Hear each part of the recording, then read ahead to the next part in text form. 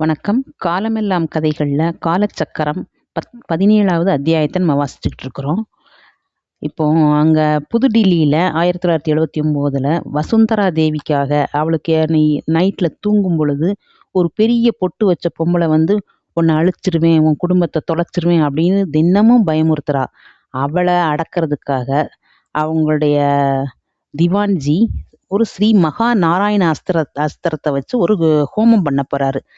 அந்த ஸ்ரீ மகாகால சம்ஹிதையில கூறப்பட்டிருந்த இந்த ரகசிய மந்திரத்தை கோடி முறை உச்சரித்து ஹோமம் செய்தால் உலகமே ஒருத்தனோட காலடியில இருக்கும். மரணத்தை கூட நமக்கு எப்போ வேணுமோ அப்போ வரவழைச்சுக்கலாம். அதுவா இந்த ஹோமம் செய்தவனை அண்டவே அண்டாது. எப்பேற்பட்ட சக்கர பிரயோகங்களையும் கட்டுப்படுத்தக்கூடியது நாராயண அஸ்திரம். அதை தெரிஞ்சுக்கிட்டாரு திவான் சதுர்வேதி. மூளை முடுக்கெல்லாம் இருந்த பண்டிதர்களை எல்லாம் வரவழைச்சு இந்த ஹோமத்தை செஞ்சுக்கிட்டு இருந்தாரு. ஏன்னா 1 கோடி தடவை சொல்லணும் இல்லையா? வசுந்தரா உட்பட அனந்தபூர் அரச குடும்பம் அத்தனை பேரும் அந்த ஹோமத்துக்கு ஆஜராகி இருந்தாங்க. பிராங்க்பட்ல இருந்து ரஞ்சன் கூட குடும்பத்தோட வந்திருந்தான். கட்சி பிரமுகர்கள் கொஞ்சம் பேரும் வந்திருந்தாங்க. இந்த யாகத்தை முடிச்சு வெற்றிகரமா அவங்களுக்கு கையில ரட்சையை கட்டி விட்டுட்டா அந்த ஸ்ரீ சக்கர பெண்மணியால ஒன்றும் செய்ய முடியாது அப்படின்னு உறுதியா சொல்லியிருந்தாரு திவான்ஜி. அரச குடும்பத்தினர் எல்லாத்துக்குமே ரட்சை கட்டியாச்சு. இப்போ வசுந்தராவுக்கு அந்த பெரிய பொட்டுக்காரி கண்கள்ல தென்படுறதே இல்லை. சரி, அது அந்த ஓரத்துல இருக்கட்டும். இப்போ கும்பையில 1974ல பயபக்தியோட நிகும்பலை உபாசனம் அப்படிங்கிற ஒரு புத்தகத்தை பிரிச்சு படிக்கிறான் சங்கமேஸ்வரன் அப்படிங்கிற சங்கு. புத்தகம் ரொம்ப பழசு.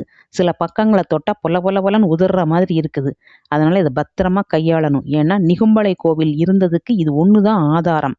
முதல் பக்கத்திலேயே பயங்கரமான கோர ரூபத்தோட நிகும்பலை காளி படம் போட்டிருந்துச்சு. அதுக்கு கீழே ஒரு குறிப்பும் காணப்பட்டுச்சு. எச்சரிக்கை, புலன்களை அடக்காதவர்களும் நோயாளிகளும் கோபக்காரர்களும் பெண்களும் குழந்தைகளும் இந்த புத்தகத்தை படிக்கவே கூடாது. இந்த எச்சரிக்கை அந்த சங்குவின் ஆர்வத்தை அதிகமாத்தான் ஆக்குச்சு. புத்தகத்தை படிக்க தொடங்கினான். புத்தகத்துல ஸ்ரீ நிகும்பலா தேவி உபாசனம் என்கிற இந்த புத்தகம் நிகும்பலை தேவி பூஜை முறையை விளக்குகிறது. காளி தேவியோட 18 மூர்த்தங்கள்ல கடைசி மூர்த்தமான இவள் இலங்கை நாட்டோட காவல் தெய்வம். ராவணன் அப்படிங்கிற இலங்கேஸ்வரன் ஆப்பிரிக்கா, கடாரம், லெமூரியா, இலங்கை, ஏழ்தங்க நாடு, ஏழ்பனை நாடு உள்பட 10 நாடுகளை ஆண்டான். 10 நாட்டு மணிமுடிகளையும் மாறி மாறி தரித்து கொண்டதால் அவன் 10 தலை ராவணர் என்று அழைக்கப்பட்டான். அவனோட குலதெய்வம் சிவபெருமான். அவன் நாட்டின் காவல் தெய்வம் நிகும்பலை தேவதேவர்கள், கந்தர்வ கிண்ணறர்கள், நாகர்கள் என்று எல்லா லோகங்களையும் படையெடுத்து வென்று கொண்டே இருந்தான். அந்த அவனோட தொடர் வெற்றிக்கு காரணமே இந்த நிகும்பலை தேவிதான். அந்த நிகும்பலையை ஒரு கும்பத்துல வச்சு பூஜித்த ராவணன் அவளுக்காக ஒரு கோவிலை கட்டி அந்த கும்பத்தில் இருந்த அவள் சக்தியை கொண்டு ஒரு சிலையை செஞ்சான். இலங்கையின் வட எல்லையில இருந்தது இந்த கோவில். தொடர்ந்து போர் தொடுத்து கொண்டே இருந்ததாலும் 7 லோகங்களையும் 10 நாடுகளையும் பரிபாலனம் செய்ய செல்வம் போதவில்லை ராவணனுக்கு. அதனால நிகும்பலையை நோக்கி ஒரு தவம் பண்ணான்.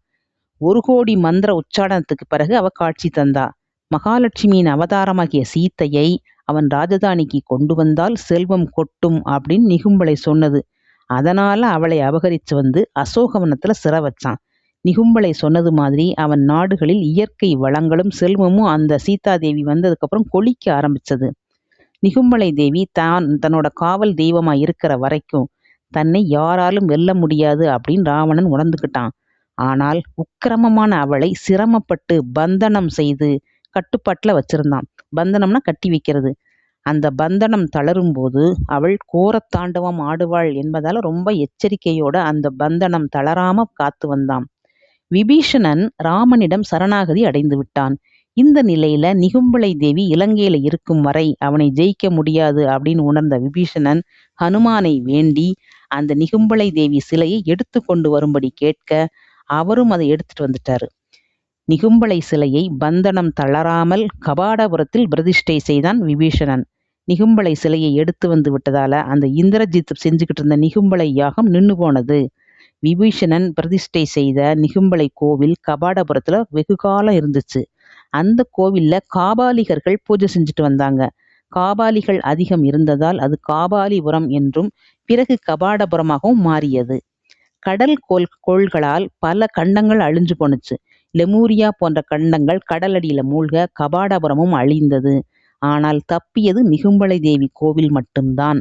நிகும்பலை தேவிக்கு சிலைய மதுரர் அப்படிங்கிற முனிவர் கண்டெடுத்துட்டாரு. கடல் கோள்னால நிகும்பலை காளியோட அந்த பந்தனம் அறுபட்டுருச்சு.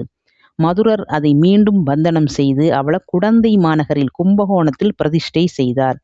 அன்று மதுரர் நிறுவிய நிகும்பலை கோவில்தான் நிகும்பலை கோட்டமாக பெயர் பெற்றது. பொதுவாக சோழ அரசர்களுக்கும் காவல் தெய்வமாக மாறினா இந்த நிகும்பலை. ஈழ அரசர்களுக்கும் சோழ அரசர்களுக்கும் இந்த நிகும்பலை சிலையின் உரிமைக்காக போர் நடைபெறது வழக்கமா போயிருச்சு. ஈழ நாட்டு நூல்களான மகாவம்சம், தீபவம்சம், ராஜாவளி, கும்பாவளி போன்ற நூல்களில் கடல்கோள் காரணமாக கபாடபுரத்தில் இருந்த நிகும்பலை கோவில் குடந்தை மாநகரில் கட்டப்பட்டது அப்படிங்கிற ஒரு குறிப்பு காணப்பட்டிருந்துச்சு. இதையே ஆதாரமா வச்சு ஈழ நாட்டு அரசர்கள் சோழர்கள் மேல படையெடுத்தாங்க. கிமு 306 ஏற்பட்ட பயங்கர கடல் சீற்றத்தின் போதுதான் கபாடபுரம் அழிஞ்சதா இந்த நூல்கள் தெரிவிக்குது. நிகும்பலை கோட்டமும் அதுக்கு அப்புறம்தான் உருவாச்சு. ஆனால் சோழர்கள் நிகும்பலை தேவிய திரும்பவும் ஈழத்துக்கு அனுப்ப மறுத்துட்டாங்க. தங்கள் சோழ பேரரசின் மேற்கு எல்லையா நிகும்பலை கோட்டையையும் கிழக்கே கடலையும் வடக்கே வெள்ளாற்றையும் தெற்கே தென் வெள்ளாற்றையும் கொண்டிருந்தனர். 1800 வருஷங்களுக்கு முன்னால இளங்கோவடிகள் சேர மன்னர் குலத்துல பிறந்தாரு. அவருடைய அண்ணன் சேரன் செங்குட்டுவன் அண்ணனுக்கு அரச பதவி கிட்டாது தம்பிக்குத்தான் கிட்டும்னு ஜோசியர்கள் சொன்னதால அதை பொய்ப்பிக்கணும்னு சொல்லிட்டு அரச வாழ்ல துறைந்து கால் போன போக்குல அவர் பாட்டுக்கு நடந்துட்டு போனாரு. ஒரு நாள் இரவு நிகும்பலை கோட்டம் பக்கமா போனாரு. அந்த ஊர் மக்கள்லாம் காளி பொல்லாதவள், அங்கே தங்குவது ஆபத்து அப்படின்னு எச்சரிக்கை விடுத்தும் கேட்காம அன்றைய பொழுதை அந்த கோட்டத்திலேயே கழிச்சாரு. நடு ராத்திரியில யாரோ ஒரு பெண் ஓலமிட்டு அழும் ஒலி கேட்டது. இளங்கோ எழுந்து சென்று பார்க்க தலைவிரிகோலமா ஒரு பெண் அழுதுகிட்டு இருந்தா. யாரம்மா நீ, ஏன் அழுகிறாய் என்று இளங்கோ கேட்டார். அந்த பெண் அழுதுகிட்டே, ஐயா, நான் நிகும்பல தேவியின் பக்தை நானு. அவளை தீவிரமா உபாசிச்சுட்டு வந்தேன். என் கணவன் கொல்லப்பட்ட ஆத்திரத்துல இந்த நிகும்பலையை உச்சாடனம் செய்து மதுரை அம்பதி மீது ஏவிட்டேன். அவளது பந்தனத்தை அவிழ்த்த நான் மீண்டும் அவளை பந்தனம் செய்ய முடியாமல் தவிக்கிறேன் என்றாளாம். அவளது சோக கதையை கேட்டிருந்தார் இளங்கோவடிகள். கடைசியா தான் அவள் தன்னோட பேரை சொன்னான். ஐயா, என் பேர் கண்ணகி அப்படின்னு சொன்னான். அதுக்கப்புறம்தான் அந்த பெண்ணோட சோக கதையை தான் காப்பியமா வடிச்சார் இளங்கோவடிகள். இப்போ பந்தனம் செய்யப்படாத நிகும்பலை காளியின் கோர தாண்டவத்தை தாங்க முடியாத ஜனங்கள் பரிதவிச்சாங்க. குடந்தை நகருக்கு போகவே அச்சப்பட்டாங்க. இப்படியே பல வருஷங்கள் போச்சு. இந்த சமயத்துல தான் ஆதிசங்கரர் நிகும்பலையோட உக்கரத்தை பத்தி கேள்விப்பட்டு தன்னோட திக் விஜயத்தின் போது ஸ்ரீசக்கரத்தை கொண்டு வந்து அவளை பந்தனம் செஞ்சு குளத்துக்குள்ள ஆவாகனம் செஞ்சிட்டாரு. அவர் நிகும்பலையை அடக்க பிரயோகித்த சக்கரம் சக்தி மிக வாய்ந்தது. பார்வதி தேவி தன்னோட நந்தவனத்தை காலாக்னிட்ட இருந்து காப்பதற்காக உருவாக்கிய ஸ்ரீசக்கரம் அது. ஸ்ரீசக்கரம்ங்கிறது ஓம்ங்கிற பிரணவ ஒலியிலிருந்து பிறந்தது. முதல்ல வட்டமும் சதுரமும் பிறகு முக்கோணமுமாக உருவான தேவியின் சக்தி ஸ்ரீசக்கரமாக உருவாச்சு. காஷ்மீரத்துல உருவான இந்த சக்கரம் ரொம்ப சிக்கலான கஷேத்திர கணிதத்தை தன்னோட கொண்டது. 9 கட்டுகள் கொண்ட இந்த சக்கரத்தாலதான் நிகும்பலை பந்தனம் செய்யப்பட்டா. இந்த பந்தனத்தை எந்த காலத்திலையும் அவிழ்க்க கூடாதுன்னு ஆதிசங்கரர் சொல்லியிருந்தாரு. இதுக்கு நடுவுல ஈழநாடு கொஞ்சம் கொஞ்சமா நிகும்பலைய மறந்துருச்சு. ராவணன் வழி வந்தவங்க மட்டும் நிகும்பலைய வணங்கிட்டு வந்தாங்க. இந்த குடும்பத்தினர்கள்லாம் யாழ் மீட்டி சிவபெருமான வழிபடுறவங்க. ராவணன் கூட மகர யாழை மீட்டுறதுல வல்லவன்னு சொல்லியிருக்கிறோம் இல்லையா? இந்த யாழ்ப்பாணர்கள் வசித்த பகுதிக்கு தான் யாழ்ப்பாணம் அப்படிங்கிற பெயர். யாழ் மீட்டி கானம் செய்பவர்களை பாணன் அப்படின்னு தமிழ் மொழி சொல்லுது. வீணை மீட்டிய அரங்கனை வழிபடுறவங்க திருப்பாணாழ்வாராக போற்றப்பட்டாங்க. இந்த பாணர் குலத்துல பிறந்தவன் தான் கும்பன். இவன் ராவணனோட முக்கிய அமைச்சனான நிகும்பனோட வழியில வந்தவன் இந்த கும்பன். நிகும்பலை தேவிய நிகும்பனின் வம்சத்தினர் தான் பூஜிக்கிறாங்க. அந்த உரிமையை அவங்க தான் பெற்றிருந்தாங்க. தன்னோட குடும்ப தெய்வம் நிகும்பலா தேவி சிலையை திரும்பவும் ஈழத்துக்கு கொண்டு வரணும்னு ரொம்ப பேராசைப்பட்டான் கும்பன். இந்த கடல் கோள்னால பூகோள ரீதியா மாற்றங்கள் ஏற்பட்டதுனால நிகும்பலை சிலை இருக்கிற இடம் அவனுக்கு தெரியல. அவனோட அதிர்ஷ்டம் நிகும்பாவளிங்கிற இந்த நூல் அவனுக்கு கிடைச்சது. 1 கோடி முறை அவளுடைய உச்சாடன மந்திரத்தை கொண்டு ஹோமம் வளர்த்தால் அவள் உங்க கண்ணு முன்னால தோன்றுவாள் அப்படின்னு அந்த புத்தகத்துல சொல்லி இருந்தது. கும்பனும் 1 கோடி தடவை நிகும்பலாதேவி உச்சாடன மந்திரத்தை கொண்டு ஒரு யாகம் வளர்த்தான். உடனே நிகும்பலை அவன் முன்னால தோன்றுனாங்க. தான் ஒரு கோவில்ல ஸ்ரீசக்கரத்தால பந்தனம் செய்யப்பட்டிருக்கதா சொன்னாங்க.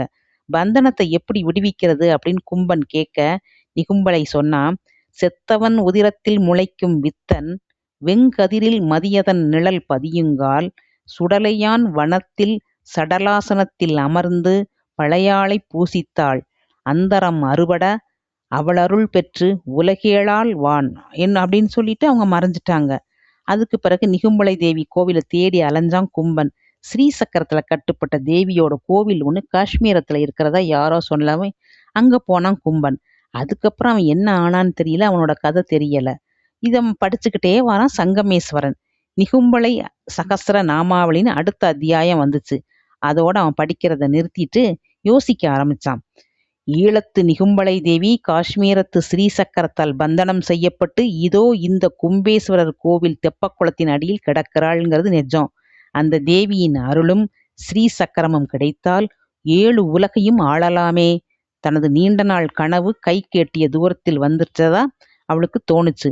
கடைசியில அவன் அம்மா ஸ்ரத்தா சொன்னதுதான் உண்மையாச்சு. நிகும்பலை தேவி பந்தனம் செய்யப்பட்ட ஸ்ரீசக்கரம் மட்டும் என் கையில் கிடைத்தால் காளி உக்கிரமானவள்தான், ஆனா அவளை நாம் வசப்படுத்தி விட்டால். நிகும்பலாதேவி கும்பனுக்கு சொன்ன அந்த பாடலை திரும்ப திரும்ப படிக்கிறான். இதுக்கு அவனுக்கு பொருள் புரிஞ்ச மாதிரி இருக்குது, புரியாத மாதிரி இருக்குது. இதுக்கு பொருள் புரிஞ்சு கொண்டானா? ஸ்ரத்தா அவனுடைய அம்மா ஏதாவது வழிகாட்டினாளா? அவன் அந்த நிகும்பலாதேவிய என்ன பண்ணுனா? ஸ்ரீசக்கரத்தை எடுத்தானா? அப்படிங்கிறத தொடர்ந்து நம்ம பார்ப்போம். சப்ஸ்கிரைப் செய்து கொள்ளுங்கள் நண்பர்களே. காலம் எல்லாம் கதைகள்.